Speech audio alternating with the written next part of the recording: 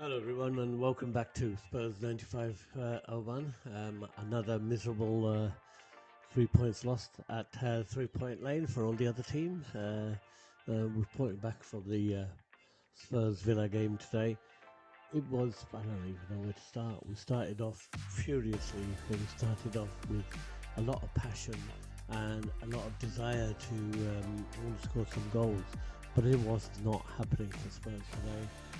You could call it a game where we could have scored 10 and we were very unlucky, or you could call it a day where we huffed and we puffed, but we didn't blow the house down because we just have no one who can finish the end, to provide the end product. And that's, I think, probably the most disappointing thing today was let's just go into some analysis of the game. So at the back we had four fullbacks playing in the back. All right, we're short on players, but really, do you think that the other fullback, a team that has nobody that can defend at the back, uh, is not going to be exposed against a team like Villa, who like to also play on the break and are very fast and they have got some good finishers. Well, we knew what was going to happen. So the first thing to say is that was a big mistake, I believe, on behalf on behalf of the manager. He should have maybe looked at some of the other players that he had on the bench, which we don't have very many, I know, but it is a problem, isn't it? But Dyer wasn't playing. Should he been playing? I don't know. But I mean, he wasn't playing. But I thought Emerson Royal did pretty well at the back. I'm not sure about Ben Davies. However, one of the other big problems that we've had, I think, very clearly has been the midfield. I mean, we've got a lot of players that are out, that aren't playing. Our most creative player, James Madison's not been playing, and obviously we haven't won a game since he went off against Chelsea. That started off, we were 1-0 up when he went out, and since then we've lost 3 on the trot. So that doesn't help.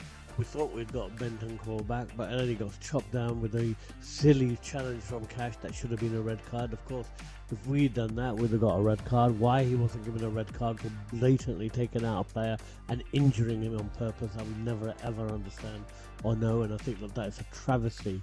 Again, that Tottenham seems to suffer. We thought we'd maybe overcome the offside thing with Charlton being out of the team, but clearly not. 3 offside goals by Son, ridiculous. Come on, we should have been able to. You can't. When you're playing a team that plays a high line, you really need to know how to time your runs and how to get behind them. The chances we had were ridiculous.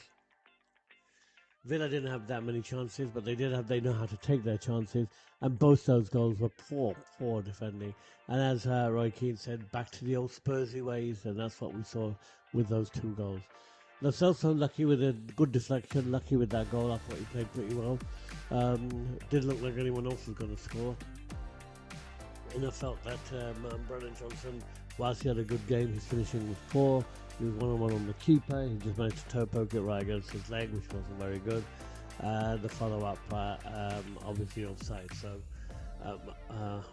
one of my biggest problems really with the game today was our finishing was poor and our defending was poor, and we let a Villa team off the hook who we should have taken to the cleaners today.